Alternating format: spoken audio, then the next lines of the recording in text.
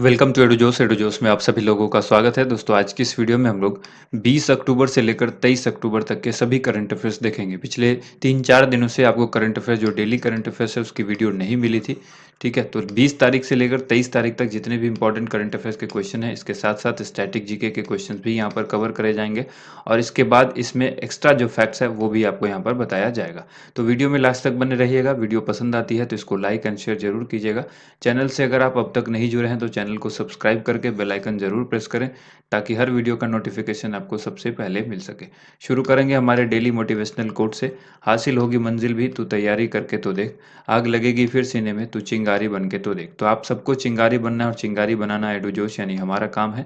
तो डेली यहाँ पर 10 से 15 मिनट का समय जो है वो करंट अफेयर्स के लिए आप दीजिए और उम्मीद करेंगे कि आप जब इतना समय देंगे तो इसके बाद आपकी करंट अफेयर्स जो है वो बेहतर हो जाएगी। जैसा कि आप सबको मालूम है, लगातार 2-3 महीने से आपको यहाँ पर डेली करंट अफेयर्स मिलता है एक्स्ट्रा फैक्ट्स के साथ, तो आपकी करंट अफेयर्स ऑलरेडी अच्छी हो चुकी होगी। अगर आप इस वीडियो का पीडीएफ फाइल लेना चाहते हैं तो डिस्क्रिप्शन में हमने डायरेक्ट लिंक दे दिया है हमारे एप्लीकेशन का, जिसको आप इंस्टॉल करके इसका पीडीएफ फाइल ले सकते हैं। 1 लाख से भी ज़्यादा लोगों ने इसको इंस्टॉल किया हुआ है। गूगल प्ले स्टोर पर हमारा एंड्रॉयड एप्लीकेशन अवेलेबल है एडुजोस के नाम से। तो चलिए सबसे पहले कल के चिंगारी प्रश्न का उत्तर देखेंगे। जो हमने 19 तारीख की वीडियो डाली थी उसमें हमने सवाल पूछा था कि आईपीएल 2021 का खिताब किस टीम ने जीता है। तो इस क्वेश्चन का राइट आंसर हो जाएगा सीएसके यानी चेन्नई सुपर किंग ने जीता है। चलिए अब करंट अफेयर्स के पहले प्रश्न की तरफ बढ़ते हैं। पहला सवाल है, प्रति वर्ष विश्व सांख्यिकी दिवस कब मनाया जाता है। इस क्वेश्चन का राइट आंसर हो जाएगा ऑप्शन नंबर सी, 20 अक्टूबर को मनाया जाता है वर्ल्ड स्टैटिस्टिक्स डे, जिसको हम लोग कहेंगे विश्व सांख्यिकी दिवस। हर वर्ष 20 अक्टूबर को ये मनाया जाता है। उल्लेखनीय है कि संयुक्त राष्ट्र महासभा ने 3 जून 2015 को प्रत्येक 5 वर्ष पर इस दिवस को मनाने की घोषणा की थी। पहला विश्व सांख्यिकी दिवस 20 अक्टूबर 2010 को मनाया गया था। इंपॉर्टेंट फैक्ट में याद रखिएगा, प्रशांत चंद्र महालनोबिस यानी पीसी महालनोबिस को भारतीय सांख्यिकी का जनक कहा जाता है। प्रतिवर्ष उनके जन्म दिवस यानी 29 जून को राष्ट्रीय सांख्यिकी दिवस के रूप में मनाया जाता है।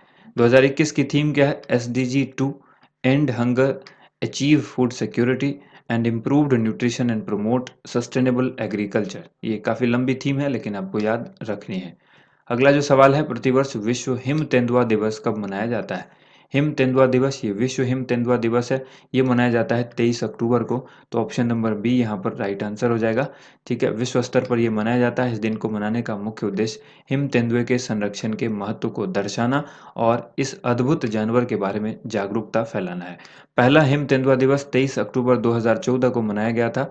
करंट अफेयर्स रिवीजन में याद रखिएगा, लद्दाख ने हिम तेंदुआ और ब्लैक नेक्ड क्रेन को राजकीय पशु एवं राजकीय पक्षी के रूप में अपनाया है। तो हिम तेंदुआ जो है वो राजकीय पशु है और ब्लैक नेक्ड क्रेन जो है ये राजकीय पक्षी है। लद्दाख जो कि एक यूनियन टेरिटरी है, केंद्र शासित प्रदेश है, उसके बारे में। ठीक है, अब यहाँ पर देखिए, बारबाडोस ने ब्रिटेन की महारानी एलिजाबेथ को हटाकर अपना पहला राष्ट्रपति किसको चुना है। इस क्वेश्चन का राइट आंसर हो जाएगा ऑप्शन नंबर सी, सामिया सुलू हसन। ठीक है, सामिया सुलू हसन जो है ऑप्शन नंबर सी यहाँ पर करेक्ट आंसर होगा। सामिया सुलू हसन तंजानिया की पहली महिला राष्ट्रपति बनी है। अगला सवाल है, इनमें से किस देश को FATF के ग्रे लिस्ट में शामिल किया गया है। FATF के ग्रे लिस्ट में किस देश को शामिल किया गया? तो आंसर हो जाएगा टर्की, माली, जॉर्डन। ये तीनों देश जो हैं इसको शामिल किया गया है। तो करेक्ट आंसर हो गया ऑप्शन डी, उपर्युक्त सभी। Financial action task force FATF जिसको कहा जाता है, इसने पाकिस्तान को बढ़ी हुई निगरानी यानी ग्रे लिस्ट के तहत बरकरार रखा है। पाकिस्तान तब तक ग्रे लिस्ट में रहेगा जब तक कि वह साबित नहीं कर देता कि हाफिज सईद और मसूद अजहर के खिलाफ ठोस और विश्वसनीय कार्रवाई की जा रही है। पाकिस्तान के अलावा 3 देश जो कि जॉर्डन, माली और तुर्की हैं, इनको भी FATF की ग्रे लिस्ट में रखा गया है। FATF ने ग्रे लिस्ट में मॉरिशस और बोत्सवाना को हटा दिया है। इसकी घोषणा FATF के अध्यक्ष मार्कस प्लायर ने की है। FATF का गठन जो है वर्ष 1989 में G7 देशों के पेरिस में आयोजित बैठक में हुआ था। भारत 2010 में FATF का सदस्य बना था। हेडक्वार्टर है पेरिस, फ्रांस में। ठीक है, FATF का हेडक्वार्टर कहाँ पर है? इसका मुख्यालय यानी हेडक्वार्टर जो है वो पेरिस, फ्रांस में है। अगला सवाल है, भारतीय अंतर्राष्ट्रीय फिल्म महोत्सव IFFI का 52वां संस्करण जो है वो कहाँ पर आयोजित किया जाएगा। IFFI का 52वां संस्करण जो है वो कहाँ पर आयोजित किया जाएगा? आंसर होगा Goa. Option number C right answer हो जाएगा। 20 से लेकर 28 नवंबर के बीच ये आयोजित किया जाएगा। ठीक है, नवंबर के महीने में गोवा में। केंद्रीय सूचना और प्रसारण मंत्री अनुराग ठाकुर ने बताया कि पहली बार IFFI ने महोत्सव में भाग लेने के लिए प्रमुख OTT खिलाड़ियों को आमंत्रित किया है।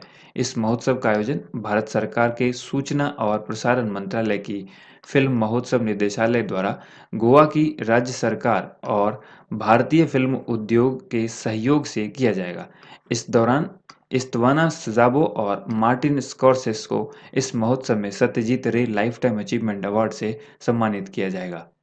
अगला सवाल है, हाल ही में एडिडास ने किसको वैश्विक ब्रांड एम्बेसडर बनाया है? इस क्वेश्चन का राइट आंसर हो जाएगा दीपिका पादुकोण। ऑप्शन नंबर ए यहाँ पर राइट आंसर होगा। ठीक है, वैश्विक कंपनी एडिडास वैश्विक स्तर पर महिला खेल संबंधी परिधान का प्रचार करने के लिए बॉलीवुड अभिनेत्री दीपिका पादुकोण को ब्रांड एम्बेसडर बनाया है। नेक्स्ट क्वेश्चन है, वैश्विक पेंशन सूचकांक 2021 ग्लोबल पेंशन इंडेक्स 2021 में भारत को क्या स्थान मिला है, यानी भारत किस स्थान पर रहा है? इस क्वेश्चन का आंसर हो जाएगा 40वां स्थान मिला था भारत को, तो ऑप्शन नंबर बी यहाँ पर राइट आंसर हो जाएगा। भारत जो है वो 43 देशों की रैंकिंग में 43.3 स्कोर के साथ 40वें स्थान पर रहा। टॉप 3 देश को याद रखिएगा, आइसलैंड जो कि 84.2 पॉइंट के साथ पहले स्थान पर रहा, नीदरलैंड 83.5 पॉइंट के साथ जो है वो दूसरे स्थान पर रहा, और नॉर्वे 82.0 के साथ जो है वो तीसरे स्थान पर रहा। अगला सवाल देखिए, हाल ही में किस संगठन ने ग्लोबल टीबी रिपोर्ट 2021 जारी की है? तो ये किया गया WHO के द्वारा, तो ऑप्शन नंबर बी यहाँ पर करेक्ट आंसर होगा। WHO जिसे वर्ल्ड हेल्थ ऑर्गेनाइजेशन के नाम से हम लोग जानते हैं, इसने 2021 के लिए ग्लोबल टीबी रिपोर्ट जारी की है, जिसके मुताबिक पिछले एक दशक में पहली बार टीबी से होने वाले की जो मौत है उसमें बढ़ोतरी हुई है। इस रिपोर्ट के मुताबिक 2019 के मुकाबले 2020 में टीबी से मौत के आंकड़ों में बढ़ोतरी की वजह कोरोना महामारी बताई गई है। रिपोर्ट में भारत को टीबी उन्मूलन से सबसे ज़्यादा प्रभावित देश के रूप में भी उल्लेख किया गया है। भारत में 2020 में कुल मामलों में 41% की गिरावट आई है। इंपॉर्टेंट फैक्ट में याद रखना है कि प्रतिवर्ष विश्व टीबी दिवस 24 मार्च को मनाया जाता है, और 2021 के लिए इस दिवस की जो थीम थी वो थी the clock is ticking. Next question है, राष्ट्रीय अनुसंधान विकास निगम का नया अध्यक्ष और प्रबंध निदेशक किसको नियुक्त किया गया है? इस क्वेश्चन का राइट आंसर है ऑप्शन नंबर ए अमित रस्तोगी। ठीक है, अमित रस्तोगी को राष्ट्रीय अनुसंधान विकास निगम यानी नेशनल रिसर्च डेवलपमेंट कॉरपोरेशन का नया अध्यक्ष और प्रबंध निदेशक नियुक्त किया गया है। NRDC की स्थापना भारत में 1953 में विभिन्न राष्ट्रीय अनुसंधान एवं विकास संस्थानों में विकसित प्रौद्योगिकियों को विकसित करने और बढ़ावा देने में मदद करने के लिए की गई थी। करंट अफेयर्स रिवीजन में याद रखना है, हाल ही में Arun Kumar Singh Bharat petroleum corporation limited यानी BPCL के नए चेयरमैन और प्रबंध निदेशक बने हैं। अमित बनर्जी को भारत अर्थ मूवर्स लिमिटेड यानी BEML का अध्यक्ष और प्रबंध निदेशक नियुक्त किया गया है। अगला सवाल है, निम्नलिखित में से किसने भारत का भू स्थानिक ऊर्जा मानचित्र लॉन्च किया है? Geospatial energy maps of India यहाँ पर आप देख रहे हैं, ये किसने लॉन्च किया है? तो आंसर हो जाएगा Niti Aayog. Option number C. Niti Aayog ने भारत का भू स्थानिक ऊर्जा मानचित्र geospatial energy maps of India जो है वो लॉन्च किया है। नक्शा भारतीय अंतरिक्ष अनुसंधान संगठन यानी इसरो और भारत सरकार के ऊर्जा मंत्रालय के सहयोग से नीति आयोग के द्वारा विकसित किया गया है। नक्शा देश के सभी ऊर्जा उत्पादन और वितरण के बारे में एक व्यापक दृष्टिकोण प्रदान करने के लिए ऊर्जा के सभी प्राथमिक और माध्यमिक स्रोतों को और उनके परिवहन नेटवर्क की पहचान करने में मदद करेगा। नीति आयोग यहाँ पर आप याद रखिएगा, यह एक सलाहकार थिंक टैंक के रूप में कार्य करता है। गठन जो है वो 1 जनवरी 2015 को हुआ था। मुख्यालय इसका नई दिल्ली में है। अध्यक्ष नरेंद्र मोदी है और उपाध्यक्ष राजीव कुमार हैं। वर्तमान में नीति आयोग के CEO अमिताभ कांत हैं। ठीक है, अगला सवाल देखिए, किस राज्य सरकार के द्वारा मुख्यमंत्री राशन आपके द्वार योजना लागू किया जाएगा? मुख्यमंत्री राशन आपके द्वार योजना जो है वो किस राज्य सरकार के द्वारा लॉन्च किया जाएगा, लागू किया जाएगा? तो आंसर होगा मध्य प्रदेश यानी ऑप्शन नंबर डी। इस योजना से में उन गांवों में वाहनों से राशन पहुंचाया जाएगा जहां पर उचित मूल्य की दुकानें नहीं हैं। योजना का उद्देश्य दिव्यांगों और वरिष्ठ नागरिकों को उनके घरों तक के जो है वो राशन सामग्री उपलब्ध कराना है। नेक्स्ट क्वेश्चन देखिए, खबर में रहे माउंट एसो नामक ज्वालामुखी किस देश में स्थित है? माउंट एसो नामक ज्वालामुखी जो है वो हाल ही में चर्चा में रहा, तो ये ज्वालामुखी जो है वो किस राज्य में स्थित है, किस देश में स्थित है? आंसर हो जाएगा जापान। ऑप्शन नंबर ए। जापान में माउंट एसो नामक ज्वालामुखी जो है वो फटा है हाल ही में, जिसके बाद से ज्वालामुखी की राख आसमान में 11,500 फीट ऊंचाई तक फैल गई।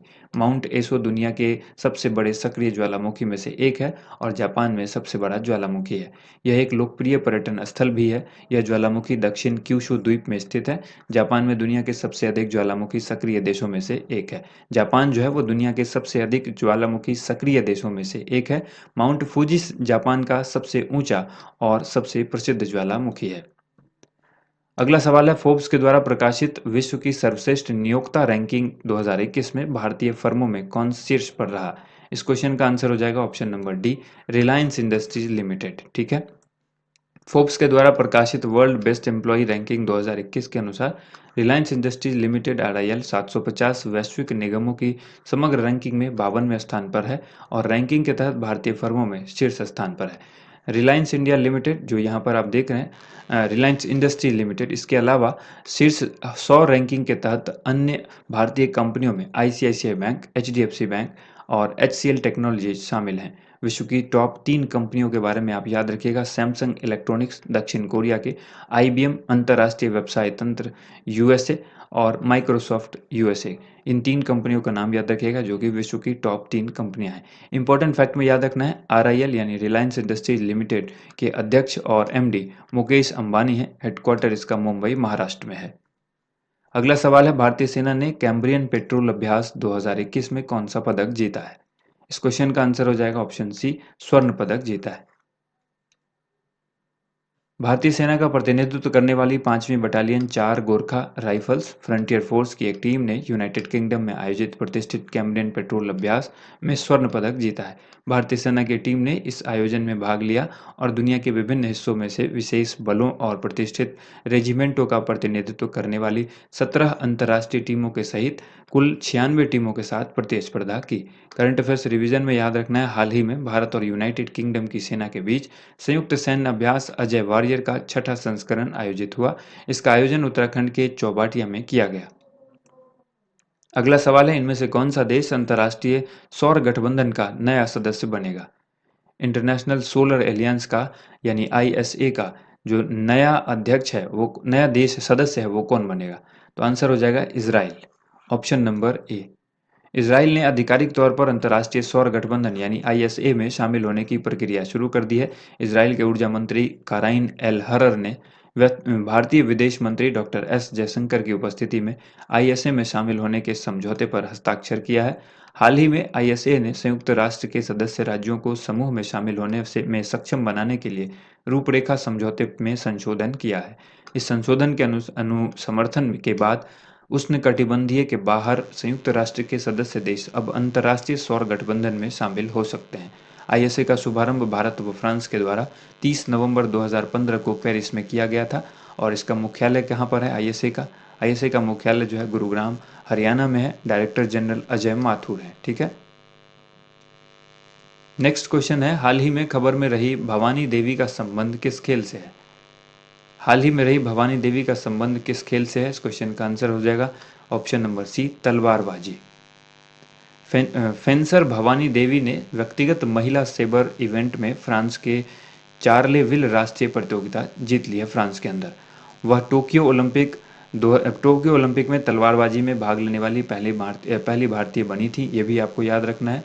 अगला सवाल है, किस देश के कार्टिस कैम्फर टी20 अंतर्राष्ट्रीय क्रिकेट में 4 गेंदों पर 4 विकेट हासिल करने वाले तीसरे गेंदबाज बन गए? इस क्वेश्चन का आंसर हो जाएगा Ireland, option number C. Ireland के तेज गेंदबाज कार्टिस कैम्फर ने हैट्रिक लगाते हुए एक और रिकॉर्ड अपने नाम किया है। वह टी20 अंतर्राष्ट्रीय क्रिकेट में 4 गेंदों पर 4 विकेट हासिल करने वाले तीसरे गेंदबाज बन गए हैं। उनसे पहले अफगानिस्तान के राशिद खान और श्रीलंका के लसिथ मलंगा ने यह रिकॉर्ड अपने नाम किया था। करंट अफेयर्स रिवीजन में याद रखिएगा, वेस्टइंडीज के कायरन पोलार्ड टी20 इंटरनेशनल में एक ओवर में 6 छक्के लगाने वाले टी20 इंटरनेशनल के इतिहास में केवल दूसरे बल्लेबाज बने हैं। सबसे पहले यह कारनामा भारत के युवराज सिंह ने किया था। टी20 पुरुष विश्व कप 2021 का आयोजन यूएई और ओमान में किया जाएगा। अगला सवाल है, 300 टी20 मैचों में टीम की जो कप्तानी करने वाले विश्व के पहले खिलाड़ी कौन बने? 300 टी20 मैचों में टीम की कप्तानी करने वाले विश्व के पहले खिलाड़ी बन गए हैं MS Dhoni. Option number B इस क्वेश्चन का राइट आंसर हो जाएगा। सीएसके का कप्तान यानी चेन्नई सुपर किंग के कप्तान महेंद्र सिंह धोनी ने केकेआर के खिलाफ आईपीएल 2021 यानी आईपीएल फाइनल 2021 में मैच खेलने के साथ ही अपने नाम बड़ा रिकॉर्ड दर्ज कर लिया है, क्योंकि वो 300 टी20 मैचों में कप्तानी करने वाले विश्व के पहले खिलाड़ी बन गए हैं। अगला सवाल है, टी20 इंटरनेशनल में सबसे ज्यादा विकेट लेने वाले गेंदबाज कौन बने। टॉप 5 विकेट टेकर्स का नाम आप यहाँ पर देख रहे हैं। तो सबसे ज्यादा जो लिया है विकेट वो है Shakib Al Hasan. Option number B इस क्वेश्चन का राइट आंसर हो जाएगा। उसके बाद आप देख रहे होंगे कि इन्होंने 108 विकेट ली। लसित मलिंगा 107, ठीक है। टिम साउथी ये जो है 99 विकेट, शाहिद अफरीदी 98, राशिद खान 95। तो यहाँ पर टोटल 5 खिलाड़ी हैं जो कि मेंस के अंदर बात की गई है top 5 wicket taker in men टी20। अगला सवाल है, किस राज्य में खोजी गई एक प्याज की प्रजाति का नाम एलियम नेगियनम रखा गया है। इस क्वेश्चन का राइट आंसर हो जाएगा ऑप्शन नंबर डी उत्तराखंड। हाल ही में उत्तराखंड से खोजी गई एक प्याज प्रजाति की जीनस की नई प्रजाति एलियम के रूप में पुष्टि की गई है। नई प्रजाति का नाम एलियम नेगियनम रखा गया है, जो कि भारत के एक प्रख्यात खोजकर्ता और एलियम कलेक्टर स्वर्गीय डॉक्टर कुलदीप सिंह नेगी के नाम के सम्मान में है। यह प्रजाति चमोली जिले में नीति घाटी के मलारी क्षेत्र और उत्तराखंड के पिथौरागढ़ जिले की धर्म घाटी में पैदा होती है। करंट अफेयर्स रिवीजन में याद रखिएगा, उत्तराखंड के सबसे फेमस टूरिस्ट डेस्टिनेशन ऋषिकेश में गंगा नदी पर देश का पहला ग्लास फ्लोर ब्रिज बनाया जाएगा। उत्तराखंड के मुख्यमंत्री हैं पुष्कर सिंह धामी। नए राज्यपाल हैं गुरमीत सिंह। नेक्स्ट क्वेश्चन है, वैश्विक खाद्य सुरक्षा सूचकांक 2021 में भारत किस स्थान पर रहा। इस क्वेश्चन का आंसर हो जाएगा ऑप्शन नंबर बी 71वें स्थान पर रहा। हाल ही में जारी वैश्विक खाद्य सुरक्षा सूचकांक 2021 में के अनुसार भारत ने 113 देशों में कुल 57.2 अंकों के साथ 71वां पोजीशन जो है वो हासिल किया, यानी स्थान हासिल किया। Ireland, Australia, Britain, Finland, Switzerland, Netherland, Canada, Japan, France, America ने सूचकांक पर 77.8 और 80 अंक के बीच समग्र जीएफएस अंक हासिल करके शीर्ष स्थान साझा किया है। वहीं उसके बाद पाकिस्तान 75वें स्थान पर रहा, बांग्लादेश 84वें स्थान पर रहा। लेकिन भारत का जो स्थान है वो चीन से काफ़ी पीछे है, जो कि चीन को 34वां स्थान प्राप्त हुआ है और भारत के बारे में आपको पता है कि 71वां स्थान प्राप्त है। इसके बाद इस रिपोर्ट को इकोनॉमिस्ट इम्पैक्ट और कोर्टेवा एग्री साइंस के द्वारा जारी किया गया है। करंट अफेयर्स रिवीजन में आपको याद रखना है, वैश्विक भुखमरी सूचकांक यानी जीएचआई 2021 में भारत को 116 देशों में से 101वां स्थान प्राप्त हुआ है। वर्ष 2020 में भारत 94वें स्थान पर था। उत्तर प्रदेश के अयोध्या जिला स्थित फैजाबाद जंक्शन का नाम बदलकर क्या करने का फैसला किया गया है। इस क्वेश्चन का राइट आंसर हो जाएगा option number A Ayodhya cantt. Option A Ayodhya cantt करने का फैसला लिया गया है, जो कि फैजाबाद जंक्शन था पहले, ठीक है। फैजाबाद रेलवे स्टेशन की स्थापना 1874 में की गई थी। मौजूदा समय में यह उत्तर रेलवे के अंतर्गत आता है। यह लखनऊ वाराणसी रेल मार्ग पर स्थित है। हाल ही में Shri Dhanvantari generic medical store योजना किसने शुरू की है। इस क्वेश्चन का राइट आंसर हो जाएगा ऑप्शन नंबर सी, यानी छत्तीसगढ़ ने शुरू की है। छत्तीसगढ़ के मुख्यमंत्री भूपेश बघेल ने कम लागत वाली जेनेरिक दवाएं प्रदान करने और राज्य के कमजोर लोगों को निर्बाध स्वास्थ्य सेवा प्रदान करने के लिए Shri Dhanvantari generic medical store योजना के नाम से एक नई योजना की शुरुआत की है। अगला सवाल है, चीनी स्मार्टफोन ब्रांड रियलमी ने किस भारतीय क्रिकेटर को अपना ब्रांड एम्बेसडर नियुक्त किया है। इस क्वेश्चन का आंसर हो जाएगा option number D KL Rahul ने किया है। तो रियलमी की स्थापना 2018 में स्काई ली और माधव सेठ ने भारत में की थी। वह इंडियन प्रीमियर लीग यानी आईपीएल 2021 में पंजाब किंग्स के कप्तान भी रहे हैं, ठीक है। तो अब यहाँ पर याद ये रखना है कि केएल राहुल को जो है वो ब्रांड एम्बेसडर बनाया गया है। तो यहाँ पर केएल राहुल की बात की गई है कि वह इंडियन प्रीमियर लीग आईपीएल 2021 में पंजाब किंग्स के कप्तान रहे हैं और रियलमी की स्थापना 2018 में स्काई ली और माधव सेठ ने भारत में की थी। अगला सवाल है, किस देश ने अपना पहला घरेलू रूप से विकसित अंतरिक्ष रॉकेट नूरी को लॉन्च किया है। तो नूरी जो कि एक अंतरिक्ष रॉकेट है और इसको घरेलू रूप से विकसित किया गया है। किस देश ने किया है डेवलप, ये सवाल पूछा गया है। तो राइट आंसर हो जाएगा दक्षिण कोरिया, यानी ऑप्शन नंबर सी। नूरी रॉकेट दक्षिण कोरिया के सियोल से 473 किलोमीटर दक्षिण में गोहेंग के नारो स्पेस सेंटर में अपने लॉन्च पैड पर सवार हुआ। हालांकि मिशन अधूरा था क्योंकि तीसरे चरण के इंजन ने अपेक्षा से लगभग 50 सेकंड पहले जलना बंद कर दिया था। नेक्स्ट क्वेश्चन है, पीएम नरेंद्र मोदी किस राज्य में बने कुशीनगर अंतर्राष्ट्रीय हवाई अड्डे का उद्घाटन करेंगे? इस क्वेश्चन का आंसर हो जाएगा ऑप्शन नंबर सी, उत्तर प्रदेश में। प्रधानमंत्री नरेंद्र मोदी, राज्यपाल आनंदीबेन पटेल और मुख्यमंत्री योगी आदित्यनाथ की मौजूदगी में उत्तर प्रदेश में बने कुशीनगर अंतर्राष्ट्रीय हवाई अड्डे का उद्घाटन करेंगे। यह उत्तर प्रदेश का तीसरा व सबसे लंबे रनवे वाला एयरपोर्ट होगा। उत्तर प्रदेश के अन्य हवाई अड्डे के बारे में जान लीजिए। लाल बहादुर शास्त्री अंतर्राष्ट्रीय हवाई अड्डा वाराणसी में स्थित है। चौधरी चरण सिंह अंतर्राष्ट्रीय हवाई अड्डा लखनऊ में स्थित है। भारत में एयरपोर्ट पर कोरोना टेस्ट की सुविधा देने वाला दिल्ली एयरपोर्ट पहला एयरपोर्ट बन गया है। दिल्ली एयरपोर्ट का नाम इंदिरा गांधी अंतर्राष्ट्रीय हवाई अड्डा है, ये आप सबको पता है। अगला सवाल देखिए, हाल ही में किसने एक स्वचालित ईंधन भरने वाली तकनीक यूफिल लॉन्च की है? तो यूफिल तकनीक को किसने लॉन्च किया है? आंसर हो जाएगा बीपीसीएल ने। ऑप्शन नंबर डी यहाँ पर करेक्ट आंसर हो जाएगा। हाल ही में भारत पेट्रोलियम कॉर्पोरेशन लिमिटेड यानी बीपीसीएल ने अपने ग्राहकों को आउटलेट्स पर बेहतर अनुभव सुनिश्चित कराने के लिए एक स्वचालित ईंधन भरने वाली तकनीक यूफिल लॉन्च की है। यूफिल तकनीक को तेज, सुरक्षित और स्मार्ट बताया जा सकता है, जिसे देश भर में 65 शहरों में लॉन्च किया जाएगा। बीपीसीएल पेट्रोलियम और प्राकृतिक गैस मंत्रालय के अंतर्गत भारत सरकार के स्वामित्व वाला तेल और गैस सहयोग है और भारत का सर्वश्रेष्ठ प्रदर्शन करने वाला महारत्न सार्वजनिक क्षेत्र का उपक्रम है। बीपीसीएल का मुख्यालय यानी हेडक्वार्टर जो है वो कहाँ पर है? मुंबई, महाराष्ट्र में है और इसके वर्तमान अध्यक्ष अरुण कुमार सिंह हैं। अगला सवाल है, थॉमस कप 2020 का खिताब किस देश ने जीता है? इस क्वेश्चन का राइट आंसर हो जाएगा ऑप्शन नंबर डी, इंडोनेशिया ने जीता है। थॉमस कप 2020 इंडोनेशिया ने जीता। डेनमार्क के आरहुस में ये आयोजित किया गया था फाइनल मैच और इसमें चैंपियन चीन को 3-0 से हराकर इंडोनेशिया ने 2002 के बाद पहली बार थॉमस कप जो है वो ट्रॉफी जीती है। उबेर और Thomas cup badminton world federation के सदस्यों की महिला और पुरुषों की राष्ट्रीय टीमों द्वारा खेली जाने वाली द्विवार्षिक अंतर्राष्ट्रीय बैडमिंटन चैंपियनशिप है। करंट अफेयर्स रिवीजन में याद रखना है, हाल ही में डेनमार्क के आरहुस में उबेर कप फाइनल में चीन ने जापान को 3-1 से हराकर उबेर कप का खिताब अपने नाम जीता था। और बैडमिंटन वर्ल्ड फेडरेशन की स्थापना कब हुई थी? 5 जुलाई 1934 को। इसके अध्यक्ष पॉल एरिक होयर लार्सन है। हेडक्वार्टर जो है वो कुलालमपुर, मलेशिया में है। अगला सवाल है, 2022 में कौन सा राज्य south Asian federation cross country championship की मेजबानी करेगा? इस क्वेश्चन का आंसर हो जाएगा ऑप्शन नंबर डी, यानी Nagaland. South Asian federation cross country championship का आयोजन नागालैंड में किया जाएगा। यह 15 जनवरी 2022 को कोहिमा में आयोजित किया जाएगा। एथलेटिक्स फेडरेशन ऑफ इंडिया के एसोसिएट उपाध्यक्ष अबू मेथा ने इसकी घोषणा की है। यह नागालैंड में आयोजित होने वाले अब तक का सबसे बड़ा अंतर्राष्ट्रीय कार्यक्रम होगा। यह पूर्वोत्तर राज्यों में एथलेटिक्स को बढ़ावा देने में मदद भी करेगा। इंपॉर्टेंट फैक्ट में याद रखिएगा, हॉर्नबिल फेस्टिवल का आयोजन हर साल नागालैंड के राज्य में किया जाता है और नागालैंड राज्य की जो स्थापना दिवस है वो 1 दिसंबर है और उसी अवसर पर जो है ये किया जाता है। तो नागालैंड की स्थापना 1 दिसंबर 1963 को हुई थी, तो 1 दिसंबर को हॉर्नबिल फेस्टिवल का आयोजन हर साल नागालैंड में किया जाता है। अगला सवाल है, हाल ही में सरनजीत सिंह का निधन हो गया है, वह किस खेल से संबंधित थे? इस क्वेश्चन का आंसर हो जाएगा ऑप्शन ए, हॉकी से संबंधित थे। जैसा कि आप यहाँ पर देख भी रहे हैं हॉकी स्टिक, तो हॉकी से संबंधित थे, ऑप्शन ए यहाँ पर राइट आंसर हो जाएगा। हाल ही में पूर्व अंतर्राष्ट्रीय हॉकी खिलाड़ी सरनजीत सिंह का निधन हो गया, उनकी उम्र 59 साल थी।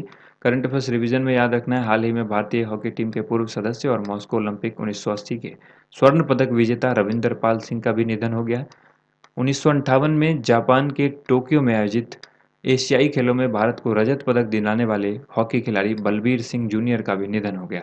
भारतीय हॉकी टीम के स्टार अनुभवी खिलाड़ी एसवी सुनील ने अंतर्राष्ट्रीय हॉकी से संन्यास ले लिया है और भारत को टोक्यो ओलंपिक में 41 साल के बाद पदक दिलाने वाले star drag flicker Rupinder Pal Singh ने इंटरनेशनल हॉकी से संन्यास ले लिया है। अगला सवाल है, sir Syed Ahmad Khan reason religion and nation इस पुस्तक के लेखक कौन है?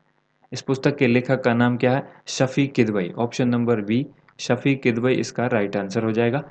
अगला सवाल है, राजनाथ सिंह के द्वारा लॉन्च की गई पुस्तक Veer Savarkar the man who could have prevented partition, इसके लेखक कौन है? तो ये इस क्वेश्चन का आंसर हो जाएगा ऑप्शन नंबर बी, उदय माहुरकर। उदय माहुरकर की ये पुस्तक है, ठीक है, वीर सावरकर। अगला सवाल है, the stars in my sky इस पुस्तक के लेखक कौन है? तो the stars in my sky इस पुस्तक को लिखा गया है दिव्या दत्ता के द्वारा। तो ऑप्शन नंबर बी यहाँ पर राइट आंसर हो जाएगा। अब बारी है आज के एक्स्ट्रा खुराक की। यहाँ पर 5 सवाल आपसे पूछा गया है। वीडियो को रोक कर आप इसका आंसर दीजिए और हमारे आंसर से मिलान कीजिए। वर्तमान में वर्ल्ड हेल्थ ऑर्गेनाइजेशन यानी WHO के महानिदेशक कौन हैं? वर्तमान में WTO के महानिदेशक कौन हैं? वर्तमान में इंटरनेशनल लेबर ऑर्गेनाइजेशन के महानिदेशक कौन हैं? और वर्तमान में यूनिसेफ के महानिदेशक कौन हैं? अंतिम सवाल है, वर्तमान में यूनेस्को के अध्यक्ष कौन हैं? एक-एक करके आंसर देखिए। पहला सवाल है WHO के महानिदेशक, तो इसका आंसर हो जाएगा टेड्रोस अधनोम। दूसरा है जो WTO, इसके जो महानिदेशक हैं नोगोजी ओकोंजो-इवेला। और तीसरा है वर्तमान में इंटरनेशनल लेबर ऑर्गेनाइजेशन के महानिदेशक कौन है? तो इसका आंसर क्या हो जाएगा? इसका आंसर हो जाएगा गाय राइडर। और चौथा जो है वर्तमान में यूनिसेफ के महानिदेशक कौन है? Henrietta H four. पांचवा है यूनेस्को के अध्यक्ष कौन है? तो इसका आंसर हो जाएगा ऑड्रे ओजुले। अगला सवाल जो है वो चिंगारी सवाल है और चिंगारी प्रश्न का आंसर आप सभी को कमेंट बॉक्स में लिखना होता है। हाल ही में इंडियन बैंक्स एसोसिएशन यानी IBA के अध्यक्ष कौन बने हैं? इस क्वेश्चन का आंसर आप सभी को कमेंट बॉक्स में लिखना है। उम्मीद करते हैं आप सबको वीडियो पसंद आई होगी। वीडियो को ज़्यादा से ज़्यादा लाइक एंड शेयर कीजिएगा। Thank you so much. आप सभी लोगों का वीडियो देखने के लिए बहुत बहुत धन्यवाद।